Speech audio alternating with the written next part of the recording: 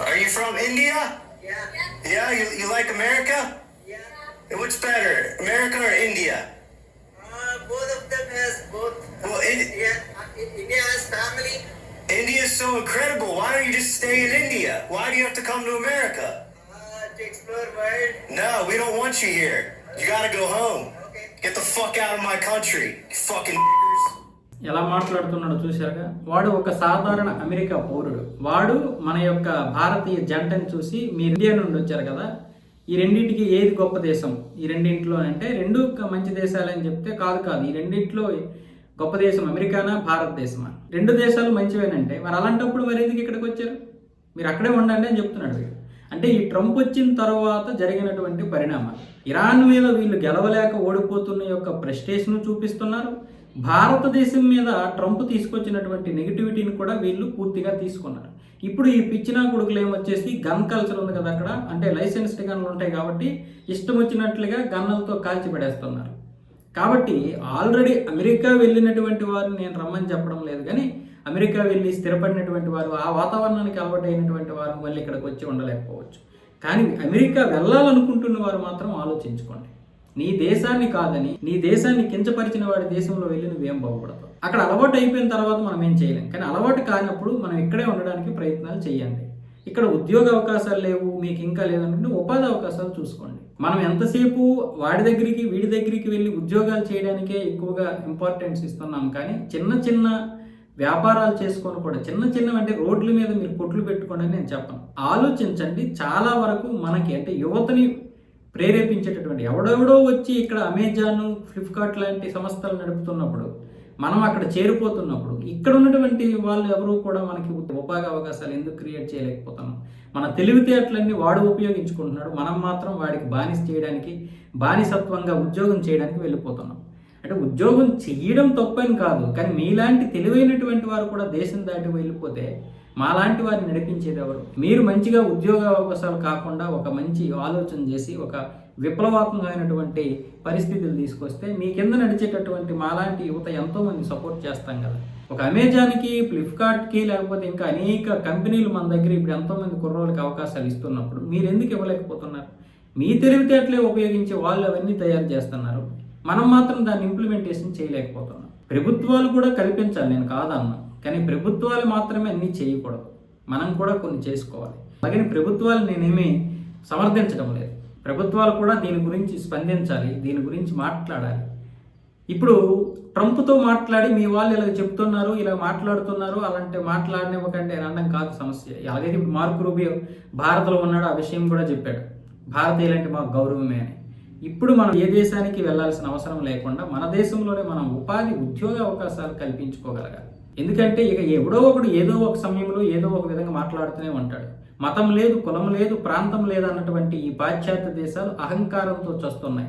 ఇప్పటి నుంచి కాదు, మనం తురుపు కాలంలో, తోపు కాలంలో మనం అన్నీ నేర్చుకున్నాం, మా దగ్గరే మీరు నేర్చుకున్నారంటే భరించలేనటువంటి వీళ్ళు మాత్రం అన్నీ మేమే చేస్తున్నాం, టెక్నాలజీ అంతా మాదే, మాకున్నంత ఇది లేదు మీకు అన్న విధంగా వీళ్ళు ఇప్పుడు ఇంత విర్రవీగుతున్నారు. మతం లేదు, కులం లేదు, ప్రాంతం లేదన్నటువంటి వీళ్ళు ఇదే ఇప్పుడు హిందువులంటే కక్షతో ఉన్నారు, హిందువులంటే కోపంతో రగిలిపోతున్నారు. మరి ఇదే అమెరికా వాళ్ళు ఎందుకు ఇక్కడ జరుగుతున్నటువంటి పరిణామాలు ఆ విధంగా మోటివ్ చేస్తున్నారు చాలామంది. మరి మతమే లేనప్పుడు వాడికి ఎందుకు ఈ కోపాలు తాపాలు?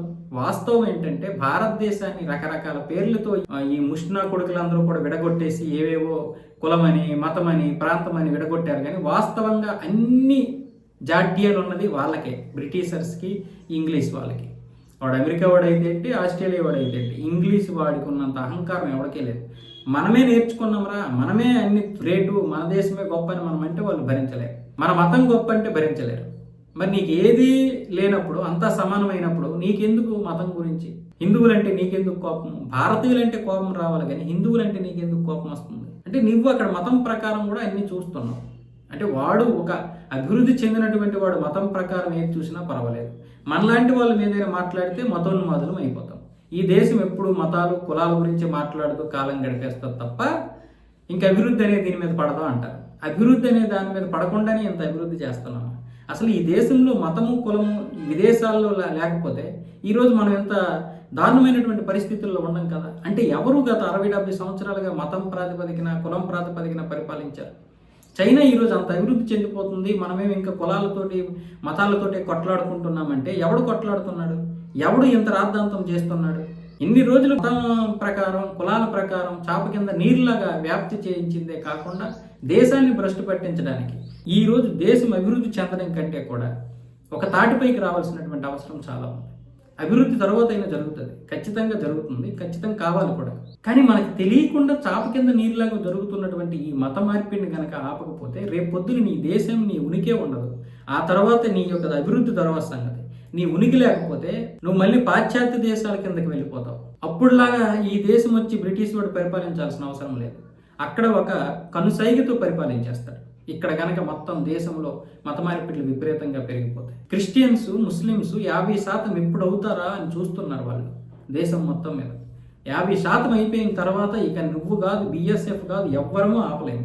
దాని తర్వాత బంగ్లాదేశ్ బార్డర్ని పూర్తిగా లేపేస్తారు, పాకిస్తాన్ బార్డర్ని పూర్తిగా లేపేస్తే మొత్తం 40 కోట్ల మంది అదనంగా వచ్చి చేరుతారు. అప్పుడేంటి పరిస్థితి? దానికోసం ఎదురు చూస్తున్నారా నాయన అని మనం మాట్లాడితే ఒక్కొక్కడికి మంట, లేదంటే అవగాహన లేనటువంటి మాటలు. దీనికోసం వాళ్ళు చూస్తున్నారు. అప్పుడు ఏంటి పరిస్థితి? అప్పుడు నీ దేశమే లేదు, ఇంక నీ అభివృద్ధి తర్వాత సంగతి. నువ్వేం కడతావు, ఏం తింటావు, ఏం ఉంటావు? ఏదైనా సరే ఒక ప్రక్షాళన జరగాలి. అయినా సరే ఇప్పుడు ఉన్నటువంటి కేంద్ర ప్రభుత్వం అటు ప్రక్షాళన చేస్తుంది, ఇటు అభివృద్ధి కూడా చేస్తుంది. చైనాతో పోటీ పడాలంటే చైనాలాగా ఒకే నిర్ణయం తీసుకోవాలి. మరి ఆ నిర్ణయానికి మీరు కట్టుబడి ఉంటారా? ఒకే ప్రభుత్వం కిందకి రావాలి. మరి ఆ ప్రభుత్వం ఒక ప్రభుత్వం కిందకు వస్తుందా? రాష్ట్రానికి ఒక ప్రభుత్వం, జిల్లాకు ఒక నాయకత్వం, జిల్లాకు ఒక నాయకుడు, ఎవడు ఏం మాట్లాడతాడో తెలియదు. ఇదే కమ్యూనిస్టులు భారతదేశం గురించి వ్యతిరేకంగా మాట్లాడతారు, చైనా గురించి పాజిటివ్గా మాట్లాడతారు. మరి చైనాలో ఒకే నిర్ణయంతో అన్నీ నడుస్తాయి. ఒక అవినీతి చేసేటంటే వాడికి ఉరిశిక్ష వేస్తారు. ఇక్కడ అవినీతి చేసిన వాడి మీద రైడ్లు చేస్తేనే ఈ కేంద్ర ప్రభుత్వం కక్ష సాధింపులు అంటున్నారు. మరి ఎలాగా చైనాలాగా మనం అభివృద్ధి చెందాలి? మరి నిర్ణయాలు కూడా అలాగే ఉండాలి కదా. ఒకడికే ఇవ్వండి అధికారాన్ని, చైనా మాదిరిగా. చైనా చెప్పినట్లుగా వినండి. చైనా ఎలాగైతే చెప్తుందో అదేవిధంగా కేంద్ర ప్రభుత్వం చెప్పినట్లుగా వినండి. రాష్ట్ర ప్రభుత్వాలన్నీ ఒకడు మతం అంటాడు, ఒకడు కులం అంటాడు, ఒకడు మేము సౌత్ ఇండియా అంటాడు, ఒకడు నార్త్ ఇండియా అంటాడు, ఒకడు ఈశాన్యం అంటాడు, ఒకడు తూర్పు అంటాడు, మరి కాశ్మీర్ అంటాడు. ఎవడికి వాడే వేర్పాటువాదంగా మాట్లాడేస్తుంటారు. మళ్ళీ ఏమొచ్చేసి ఇష్టం వచ్చినట్లుగా మీరే అన్ని విషయాలు చెప్పేస్తుంటారు.